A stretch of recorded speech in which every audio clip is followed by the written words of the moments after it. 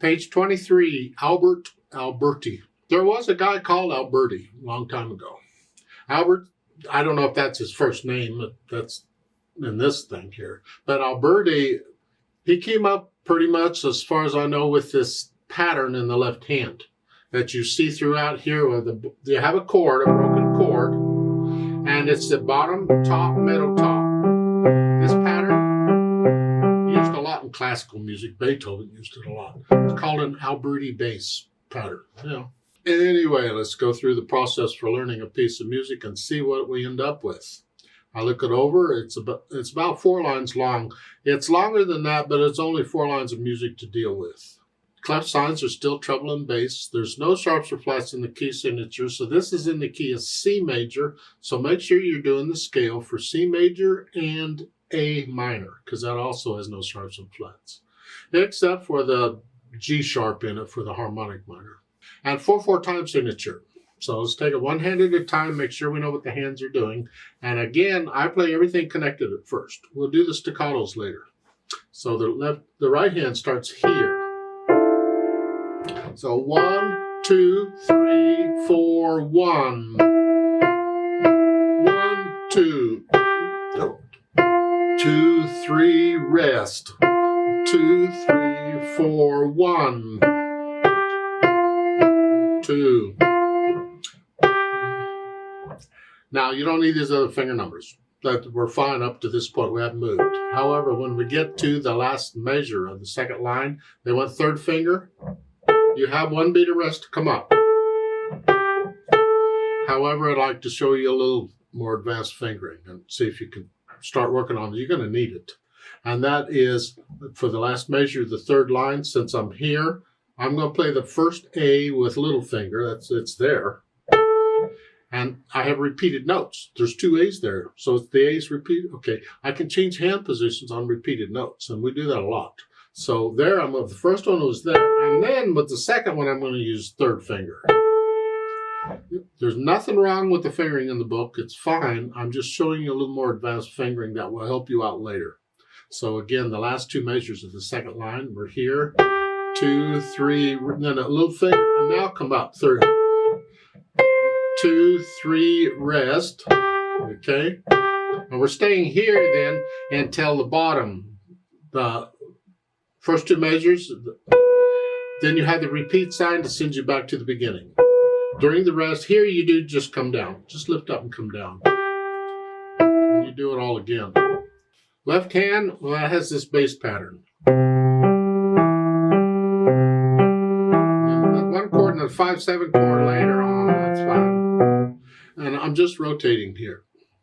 And I'm just lowering which finger I want the weight to be on is all I'm doing. You can actually do this very quickly. And the motion is very little. I exaggerated so you can see it better, but that's all I'm doing.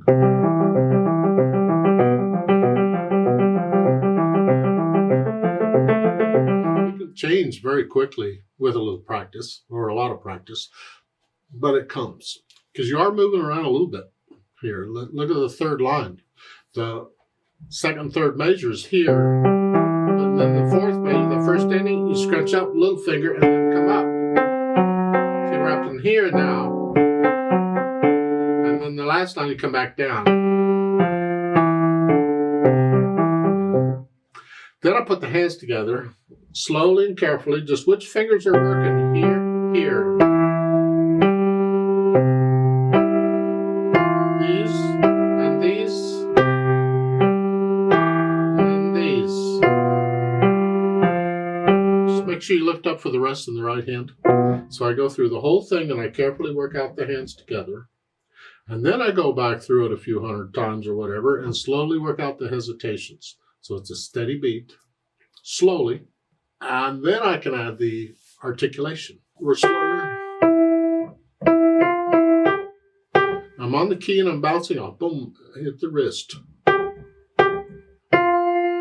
This left hand, they don't give you anything. Well, in that case, you have a choice. They don't tell you anything. You play connected if you want.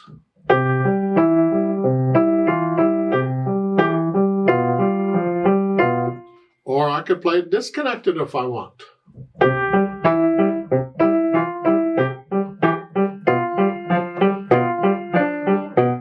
It's interpretation. Different people will play it differently. Maybe some of it you connect and others you don't. For this lesson, I'm going to go ahead and connect it because that's sort of the default these days of what to do. You just connect them. So I add in the staccatos and slurs. Now at the bottom, in the left hand, these half notes. You're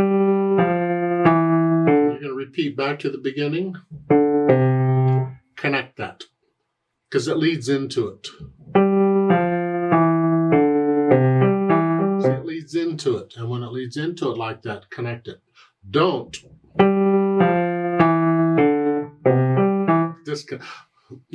connect it, lead into it. The right hand has a rest, you have to, but connect the left hand. So I reckon I am connecting the left hand all the way through. I don't really know why they gave you a slur there at the bottom. Those half notes, they slurred those.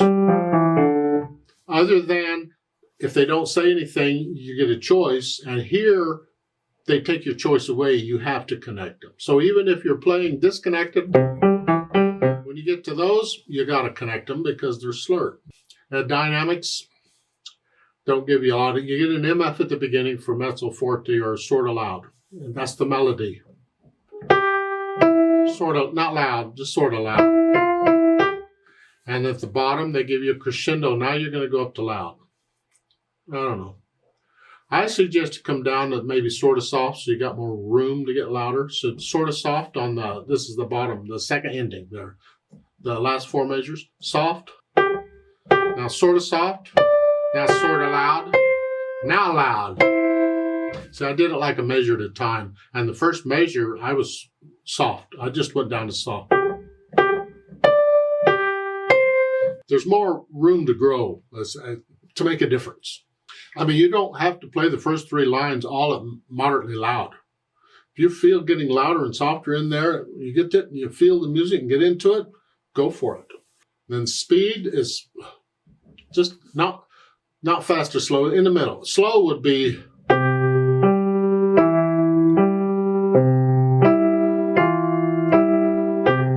that's slow. Fast would be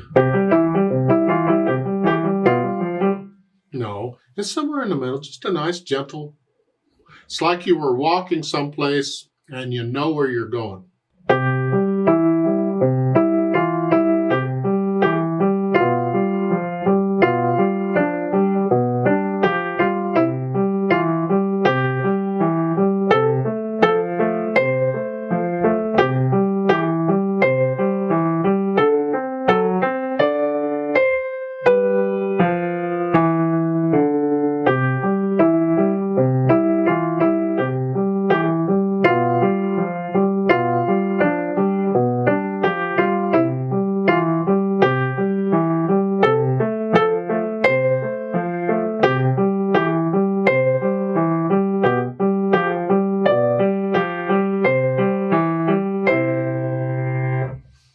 Don't copy me, please. If I played that again, I would play it different. Because I do it different every time I play. However I feel it.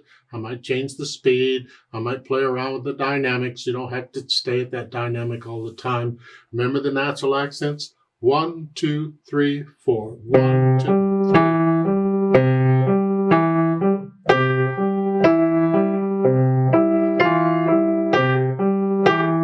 1, 2. Feel the natural accents as you go through this. So after you've learned it, you can play it okay, slowly at least, no hesitations, then come back and let's play it together. Just to make sure you're playing the same notes I'm playing at the same time, so you don't have any wrong notes or rhythms. I'll give us 4 counts. I'm not going to do louds and softs, but I will do the staccatos and stuff, and we're going to do the repeat in the whole bit. 1, 2, ready, go.